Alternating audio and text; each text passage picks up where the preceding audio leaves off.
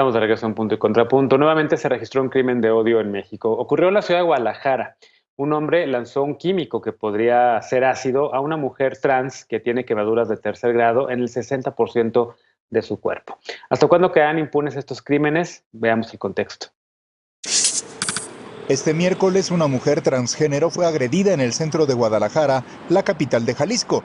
La organización civil Unión Diversa de Jalisco informó que, cuando la mujer se encontraba en la calle, un hombre en motocicleta se acercó y le arrojó un químico, pero no se sabe si se trató de ácido. La víctima fue trasladada a un hospital privado cercano, donde le negaron atención médica porque no llevaba una identificación. Finalmente fue atendida en un hospital de la Cruz Verde. Unión Diversa informó que la mujer tiene quemaduras de tercer grado en el 60% del cuerpo. La organización exigió una investigación exhaustiva para dar con el responsable del ataque y sanciones al hospital que negó la atención a esta mujer.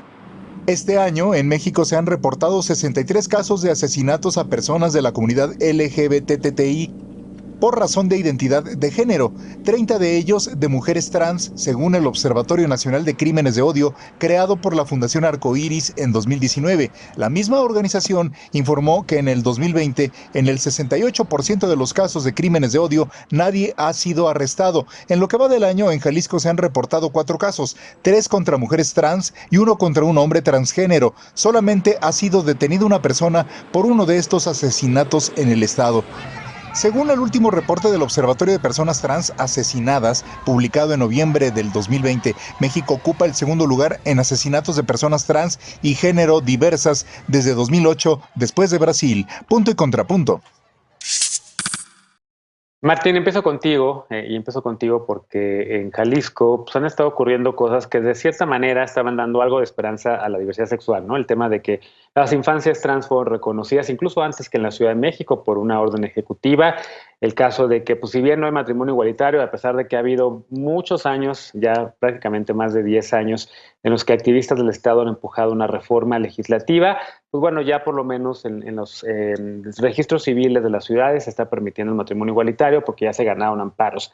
Pero hay reconocimiento de infancias trans, hay matrimonio igualitario y ocurre esto. Y no he visto ninguna declaración del gobernador, que es, por cierto, de Movimiento Ciudadano. ¿Cómo lo ves? Y debería hacerlo y lo antes posible. Ya se abrió un expediente por la Fiscalía.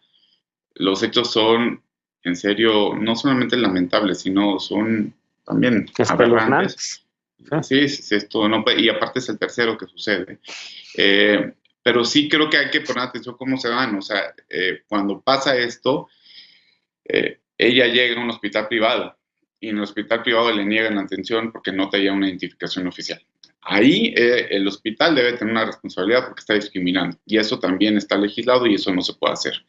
Lo segundo, como tú bien dices, no solamente se reconoce las infancias trans, sino también el derecho a la identidad en Jalisco. En 2020 se agregó esto a la ley de registro civil. Entonces, en ese sentido, pues la legislación va mucho más adelante que la realidad y en los hechos vemos que simplemente pues, no ha habido la pedagogía política en este caso para que se empiece a pues, tener una cultura que se respete simplemente pues, los derechos, ¿no? Los derechos que tenemos todos de ser lo que queramos ser.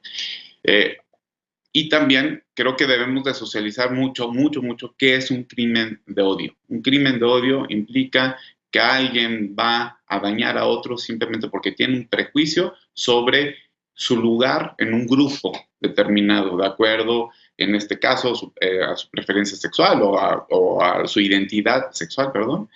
Y en eso, entonces, no solamente inflige el daño a esa persona, sino que trata de dar un mensaje político a todos los demás. Ese es un crimen de odio. Entonces, ¿qué haría yo? Y ya lo he platicado, obviamente es de Movimiento Ciudadano, el gobierno, pero ¿qué haría yo? Es dar una conferencia de prensa, exigir que se haga justicia, la Fiscalía es autónoma, pues se puede hacer, el mensaje no deja de ser importante, pero además explicar que todos tenemos derecho a ser quienes queramos ser y que esto no puede ser tolerado y que se va a aplicar todo el peso de la ley y que administrativamente en lo que pueda hacer el Poder Ejecutivo se le va a dar seguimiento al caso y además apoyo a todos los que necesiten ser apoyados. Punto. Así de claro tiene que ser esto. Bien, Veloz, la organización YAG, una organización que trabaja la defensa de los derechos de la diversidad sexual, pues sacó un comunicado en donde habla sobre la violencia ácida, el verdadero borrado de mujeres, ahora que hay esta división entre algunas feministas que creen o que piensan que las mujeres trans no deberían estar en el movimiento. ¿Cómo lo ves, sobre todo este tema de la violencia ácida, que ha sido en efecto una violencia pues de las más agresivas, una violencia con una altísima carga simbólica en contra de las mujeres y que ahora le ocurre a una mujer trans en Guadalajara? Claro, para mí este caso lamentable, triste, desafortunado y que refleja el momento por el que está pasando la sociedad. Ahora, gracias a los cambios, porque mientras más cambios hay, pues más resistencias de este tipo hay y se manifiestan con violencia. Para mí este caso tiene que ser considerado como tentativa de feminicidio porque es una agresión directa contra una mujer que le cubre el cuerpo de 60% de quemaduras. Y en México ha habido 24 casos de mujeres a las que se les ha lanzado ácido en distintas partes del cuerpo y una de ellas es esta saxofonista famosa, María Elena Ríos, que empezó una iniciativa o una búsqueda de justicia que desembocó en que Morena presentaba una iniciativa que endureciera las sanciones para funcionarios que estuvieran habilitando este tipo de actitudes, que estuvieran facilitando la impunidad a quienes hacen e incurren en estos delitos, y creo que ahí también tendrían que estar pues estos hospitales que decidieron no atender a esta persona porque no traía identificación. Me parece muy desafortunado.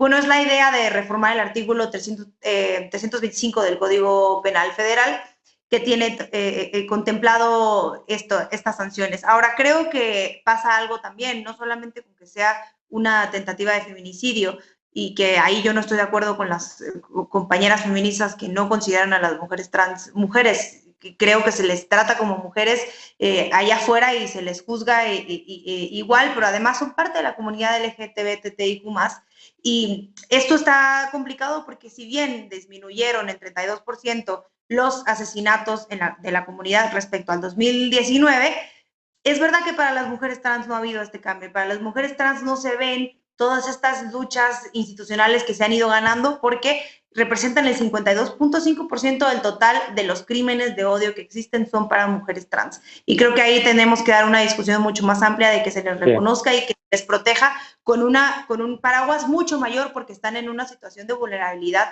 más grande. Así que yo espero, uno, que salga el gobernador Enrique Alfaro a condenar este acto, y dos, que por favor la encargada de la comisión de la CNDH salga a decir algo, porque creo que es en estos momentos en donde necesitamos su voz y donde necesitamos que por favor se pronuncie y meta presión al Estado, que yo no he visto ninguna declaración y me preocupa mucho. De acuerdo. Justo cuando estábamos empezando a discutir los temas del día, un compañero decía, no hay debate en este tema. ¿Qué vamos a debatir ahí, no? Y yo contestaba, pues bueno, Aurora, creo que no hay nada que debatir. Creo que más bien estamos usando ahorita este espacio justo para hablar de esta violencia que sigue ocurriendo en nuestro país, a menos de que tengas un contrapunto. Quisiera saber si hay un contrapunto que acabas de escuchar, Aurora, o cómo ves tú este tema. Es que cuando se trata de vulnerar la dignidad de las personas, que al final es algo en lo que creemos en el PAN, creo que no hay forma ni argumento que valga en ese sentido. Y al contrario, lo que yo diría es que en una sociedad democrática como la nuestra no pueden ni deben existir, ni debe haber espacio para distinción de ninguna clase, ya sea por religión, ideología, raza, nacionalidad, preferencia, orientación sexual. No deberían de existir y nadie debería de ser discriminado por eso. Y mucho menos sufrir un acto de violencia como es este tipo de actos, que creo que no son aceptables, y mucho más allá de que tú puedas coincidir o no con la opción de vida o con la decisión de vida de una persona, eso nunca va a justificar que atentes contra su vida y su dignidad, y creo que eso es algo que no puede ser permitido ni aceptado bajo ninguna circunstancia. Hablando de la cuestión de los delitos de odio, justamente lo que hablan, un poco como ya mencionaba Martín, de esta cuestión que está basada en una cuestión de prejuicio, de odio, y que se manifiestan de distintas formas. Cuando ya se llega al nivel de crimen de odio es cuando ya tiene afectaciones graves, como puede ser la cuestión de homicidio y el asesinato, y en este caso pues puede clasificarse el tema de lesionar gravemente a una persona, afectando pues su vida, y creo que eso también habría que dejarlo claro sobre la mesa, tener pues clara esta precisión, y creo que hace falta mucho trabajar como sociedad en esta cuestión de la pluralidad, y que al final de cuentas pues no es necesario que coincidamos y que pensemos igual, y que por la violencia y por la fuerza pues nunca habrá un futuro posible para ninguna persona. Bien, y finalmente Alejandro, ¿qué opinas de todo lo que has escuchado de tus compañeros y por supuesto del caso? Pues que un crimen de odio yo entendería que no se califica por la gravedad de los hechos, sino por la motivación.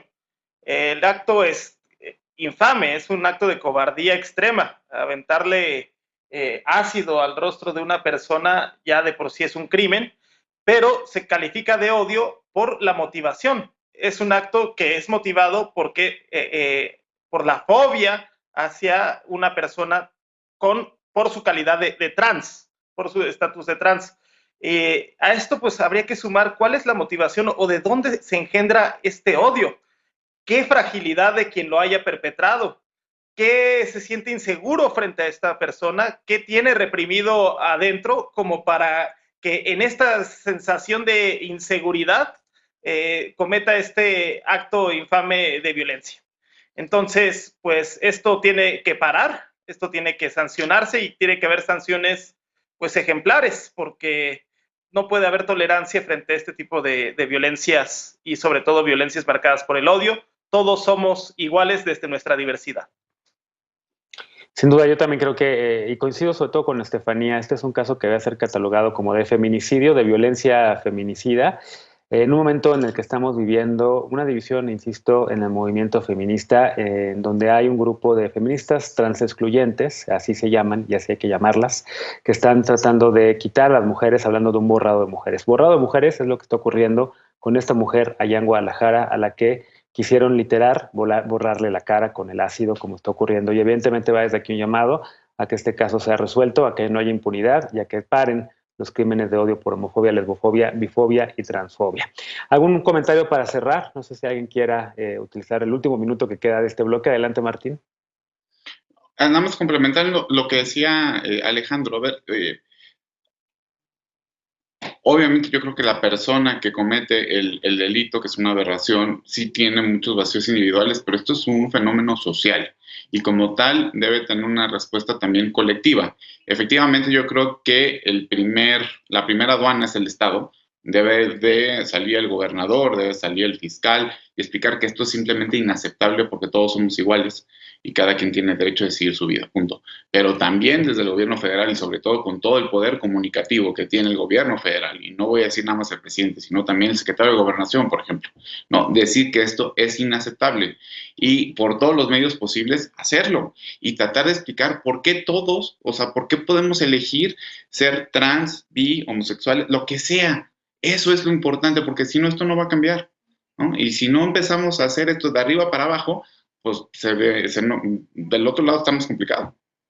10 segundos de los porque nos tenemos que ir. Sí, yo solo quiero decir que ser una mujer trans es la confrontación más grande que se le puede hacer al patriarcado, y los crímenes contra las mujeres trans son los crímenes y es el odio hacia las mujeres. Ahí está. Hacemos una pausa y regresamos para despedirnos de las y los panelistas de esta noche con la paparrucha. No te vayas.